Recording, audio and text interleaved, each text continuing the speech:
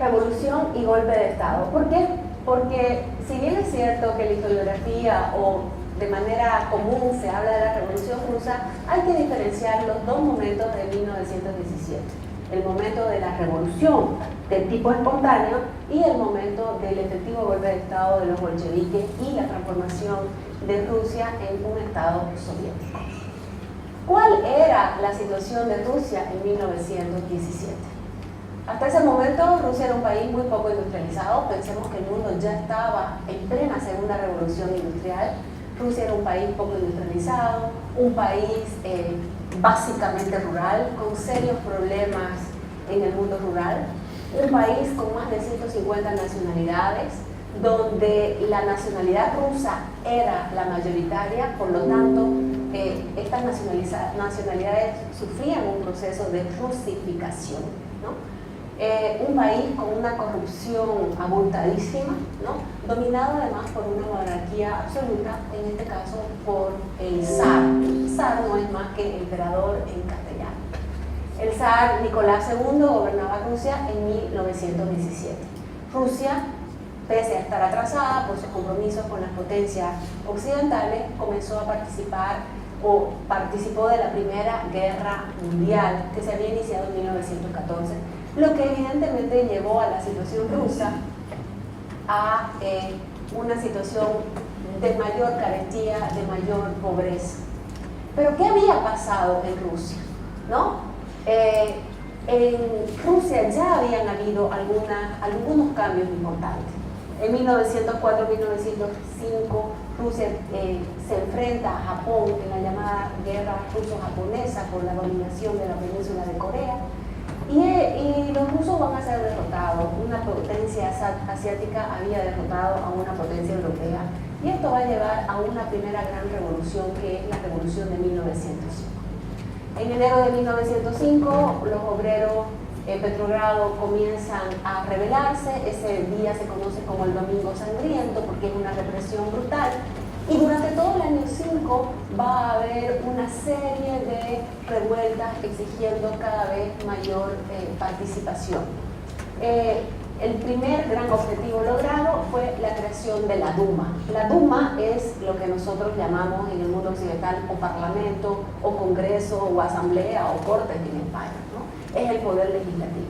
Inicialmente el zar permitió que aparezca la Duma como un consejo, simplemente de ahí permitió que se lo puede elegir, ¿no? Y ya en octubre permite que haya la elección de la Duma. Entonces esto va a significar un cambio importante en esa Rusia todavía de una monarquía absoluta. Evidentemente la creación de la Duma no va a permitir todas las libertades, pues la gente igual seguía escapando de la represión zarista, ¿no?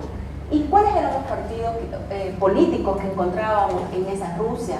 Teníamos los octubristas, por ejemplo, que eran burgueses que aceptaban la Duma, los cadetes, los socialrevolucionarios, los agraristas y la socialdemocracia. La socialdemocracia era un partido importante en la Rusia de 1905, pero esta socialdemocracia estaba dividida en dos grupos, los mencheviques y los bolcheviques. Los bolcheviques era el exilio, el grupo más radical que vivía fundamentalmente en Suiza o en Gran Bretaña. Por favor. Ahí tenemos un mapa de la Rusia zarista. Ahí podemos ver Vladivostok, que fue hasta donde llega Rusia en ese momento y su enfrentamiento en la guerra ruso-japonesa. Vamos, por favor. Ante esta situación, vamos a llegar a febrero del 17. Yo les había comentado, Rusia había ingresado en la Primera Guerra, no tenía ninguna posibilidad, su ejército estaba prácticamente derrotado, los soldados exigían paz, la situación en Rusia era totalmente inestable, la corrupción seguía, la gente quería comida, los campesinos querían acceso a la tierra. ¿Qué había pasado con la tierra? En el siglo XIX se había abolido la servidumbre y con la revolución del 1905 se reconocieron los kulaks, es decir, una pequeña propiedad a la tierra de los campesinos, pero igual el acceso a la tierra era un problema muy grave en la Rusia todavía de 1917. Ante esta situación de desastre, el zar Nicolás II decide abdicar al trono. Él personalmente decide ir a dirigir la guerra, a ver si salvaba la situación conflictiva. Él abdica en favor de su hermano Miguel. Su hermano, por supuesto, no acepta. El imperio estaba prácticamente ya destruido. Y la Duma, o el Parlamento, va a formar un gobierno provisional. Un gobierno provisional conformado fundamentalmente por miembros de la Duma, y paralelamente se van a crear los soviets. ¿Qué es soviet? En castellano es un consejo de obreros, campesinos y soldados que se van a crear como un gobierno paralelo para vigilar al gobierno provisional. En ese caso tenemos también gente que está en los soviets como Alejandro Kerensky y también en el gobierno provisional. Hay una buena relación entre ambos, pero cada uno tiene distintos objetivos. Los soviets están pidiendo de una vez el fin de la guerra, están pidiendo tierra, están pidiendo comida, ¿no? Ahí va a surgir ese famoso lema tierra, pan y paz, ¿no? En abril de ese año, después de esa revolución de febrero, llega a Rusia Lenin. Lenin formaba parte de los bolcheviques, él estaba exiliado en Suiza. Sabemos que llega a Rusia pagado por los alemanes, y los alemanes le habían financiado la vuelta de Lenin porque les interesaba que Rusia salga de la guerra. Cuando llega Lenin, plantea la famosa tesis de abril. Las tesis de abril sintetizaban sus propuestas. El primer punto de las tesis de abril es acabar con la guerra. El segundo punto, decía Lenin, hay que quemar las etapas. No podemos pasar de un país rural a un país burgués capitalista y de ahí llegar al socialismo. Hay que instaurar de una vez el socialismo. Y por supuesto también plantea la ruptura definitiva con el gobierno provisional y también de alguna manera con los mencheviques. Pero Lenin reconocía en ese momento, y lo dice en una de sus tesis de abril, que los bolcheviques tenían que reconocer su condición de minoría como acicate para superarla. Entonces ahí hay un reconocimiento de que era minoría, pero que estaba absolutamente dispuesto a trabajar todo para superar su condición de minoría.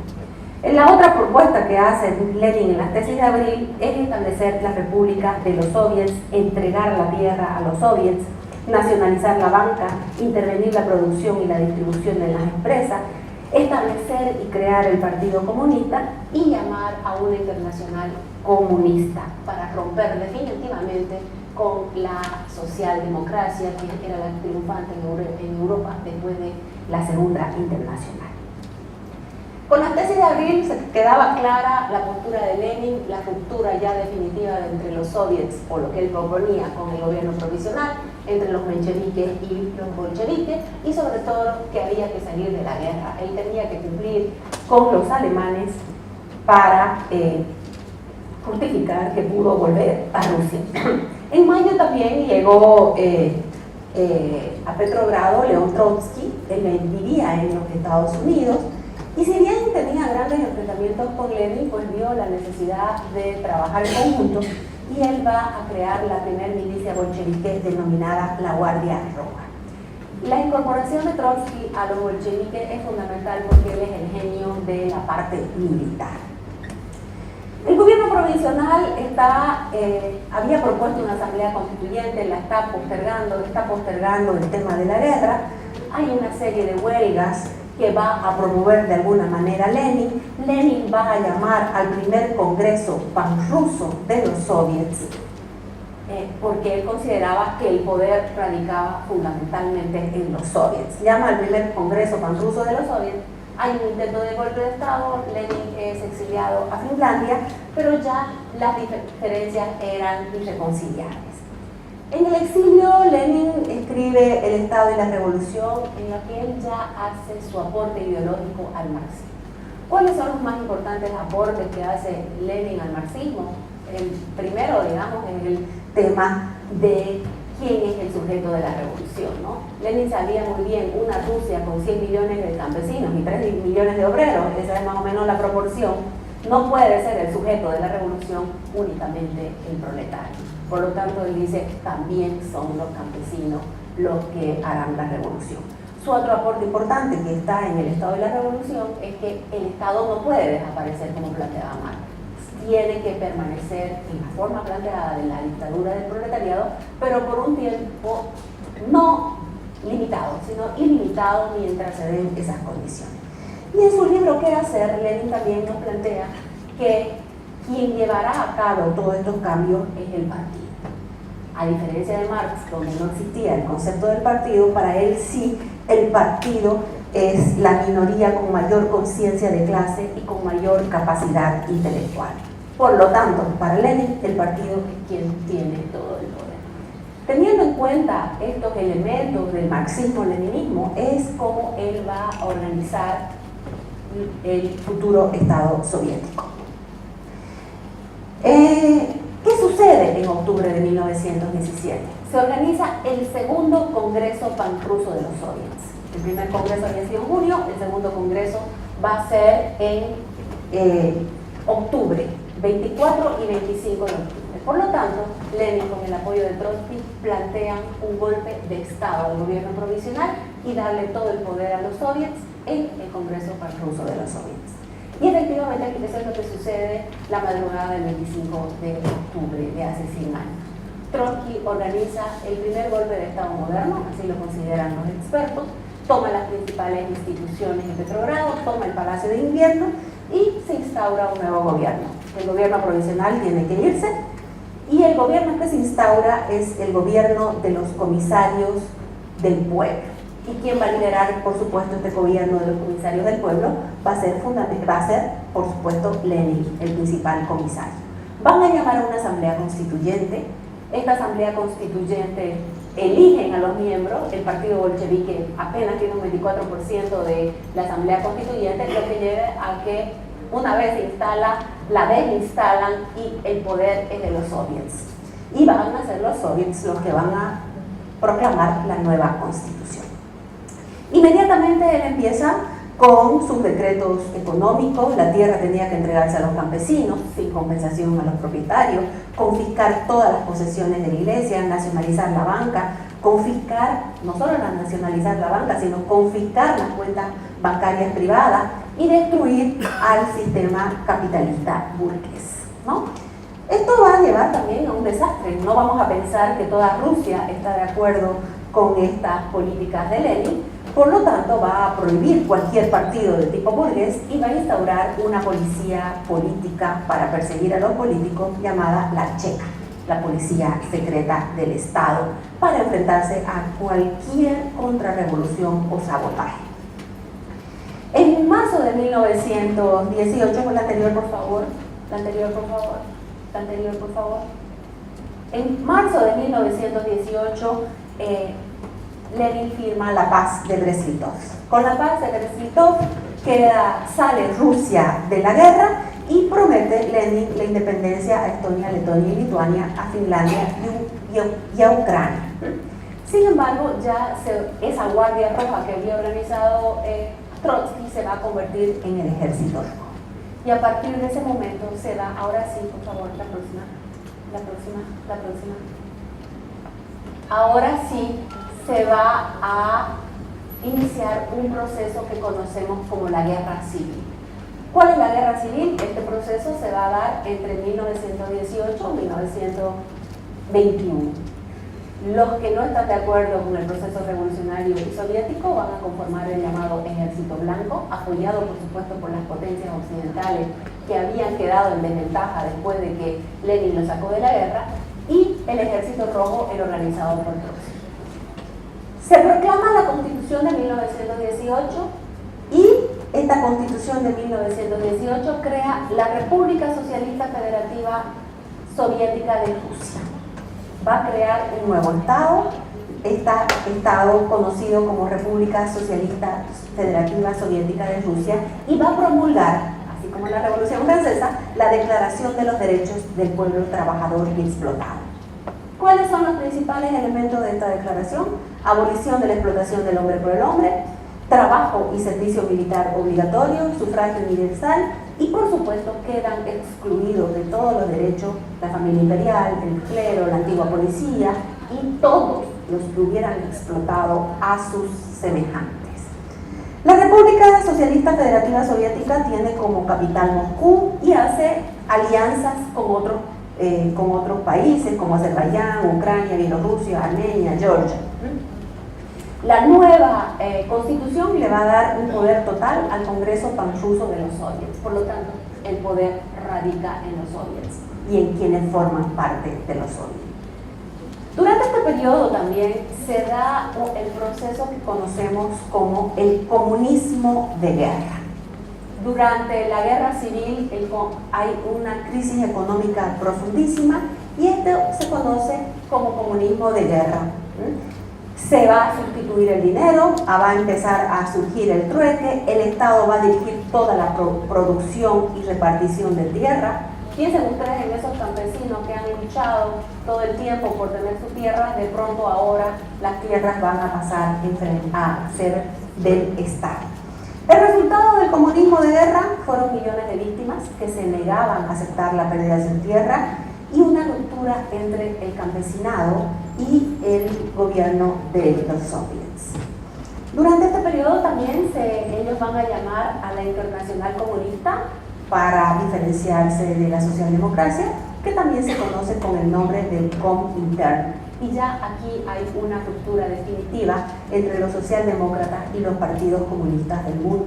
Esta Internacional Comunista es la que va a partir de sus tesis de Moscú, que son 21 condiciones para que los partidos del mundo formen parte de la Comintern. Sin embargo, Lenin se da cuenta rápidamente de que hay que cambiar la política económica porque el comunismo de guerra lo estaba llevando al desastre y él crea la nueva política económica cuyas siglas son la NEP. Y aquí se va a dar ya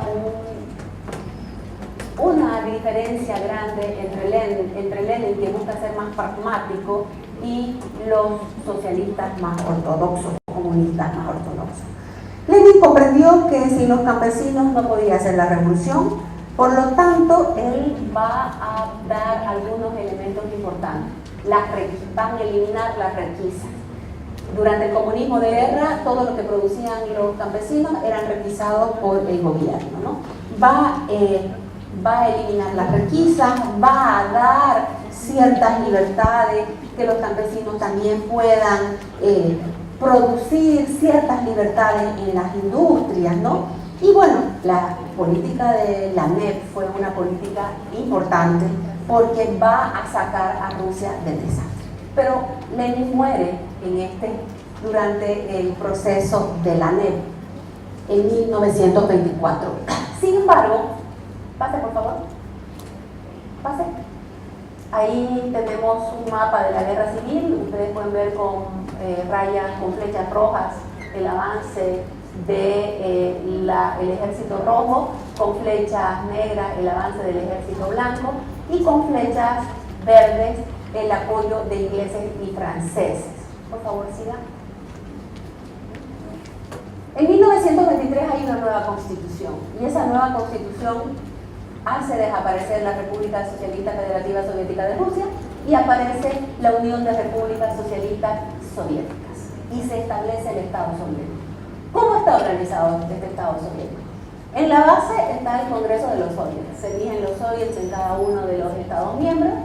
Este soviet va a elegir al Soviet Supremo y el Soviet Supremo va a elegir al Presidium o el Consejo de Comisarios del Pueblo, el Consejo de Ministros, que es finalmente el que va a gobernar.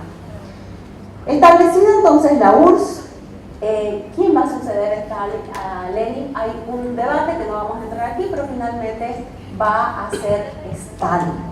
Porque finalmente Stalin era el comisario organizado, el que trabajaba con el partido. Y si el partido tiene todo el poder, Stalin tiene todo el poder. La política de Stalin va a ser conocida con el nombre socialismo en el país. Y aquí se da su ruptura final con Trotsky. Trotsky planteaba la revolución permanente. Stalin dice, no podemos hacer la revolución si nosotros como país no nos consolidamos como un país fuerte. Por lo tanto, él va a establecer durante todo su gobierno lo que se conoce como socialismo en un país y esta política de socialismo en un país es invertir a Rusia, convertir a la URSS en una potencia, porque solamente la URSS como una potencia económica va a poder vencer al capitalismo mundial. Él va a establecer los llamados planes quinquenales, primer plan, segundo plan, tercer plan quinquenal, restablece la propiedad, una pequeña propiedad para los campesinos, una propiedad colectiva. Los campesinos ahora van a ser obreros agrícolas y van a trabajar para el Estado. Finalmente, en 1936 van a dictar una nueva constitución y se reconocen ya 11 repúblicas federales que van a formar la URSS. ¿Estoy sobre el tiempo? Ya, muy bien, rápidamente. Stalin va a gobernar la URSS hasta su muerte en 1953. Por favor, sigan rápidamente. Ahí tenemos la formación de la URSS, 1923, y todos los países que se fueron sumando y las diferentes fechas. Por favor. Durante los últimos años de su gobierno va a darse la participación en la Guerra Fría. La Unión Soviética va a liberar los países del este, por lo tanto, al finalizar la guerra, los países liberados por la Unión Soviética van a convertirse en países también soviéticos. Se va a iniciar la Guerra Fría y las dos superpotencias entre 1945 y 1990 van a ser Estados Unidos y la Unión Soviética. Este es el periodo del expansionismo soviético, la participación soviética en la Guerra Civil China, apoyando a Mao Zedong en 1949, en la Guerra de Corea, finalmente con la división de las dos Coreas, Corea del Norte y Corea del Sur, la revolución el apoyo a Fidel Castro a partir del 61, ¿no? Y esto por supuesto significa tener un aliado en la esfera de influencia del enemigo. Y también tenemos la guerra de Vietnam y apoyo, por supuesto, a todos los regímenes que planteaban el socialismo. Después tenemos a Nikita Khrushchev, que va a gobernar después de Stalin. Durante él se van a dar los levantamientos importantes como los de Hungría y la primavera de Praga. El gobierno de Brezhnev con la distensión y el intento de llegar al desarme. Y finalmente estos dos gobernantes que apenas gobernaron un par de años, Andropov y Chernenko. Finalmente, vamos por favor el próximo, tenemos la llegada al poder de Mikhail Gorbachev. Mikhail Gorbachev es el primer gobernante que no pertenecía a los nacidos durante la revolución. Además de eso, él había sido director de la KGB. Imagínense, la KGB es como la CIA y el FBI, o sea, sabe todo lo que pasa adentro y afuera de su país. Por lo tanto, él tenía una verdadera dimensión de lo que estaba pasando en su país, y él propone dos políticas importantes: la glasnost y la perestroika, la apertura, el fin de la corrupción, la apertura económica. Él sí era un socialista, no quería ninguna apertura hacia el capitalismo, era un socialista.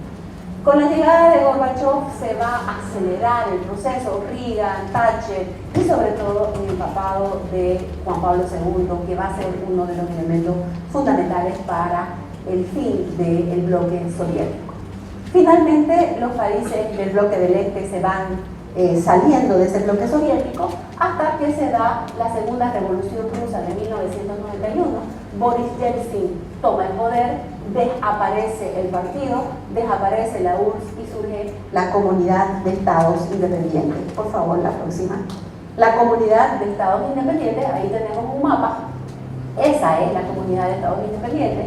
Se independiza Estonia, Letonia, Lituania, ¿no? Y van a formar este nuevo estado. Siga, por favor. Ahí tenemos, ¿no? La ruptura de la Unión Soviética, las repúblicas independientes están con un verde más oscuro, y las repúblicas que deciden unirse a la Comunidad de Estados Independientes, que está en un verde más claro. La segunda revolución rusa, entonces, 1991, y para terminar, como terminé el texto, con palabras de Juan Pablo II, que dijo: el comunismo cayó al fin a causa de la insuficiencia socioeconómica de su sistema. Espero que esto les sirva para por lo menos tener una línea de tiempo y nos puedan ayudar a comprender mejor las próximas exposiciones. Muchas gracias.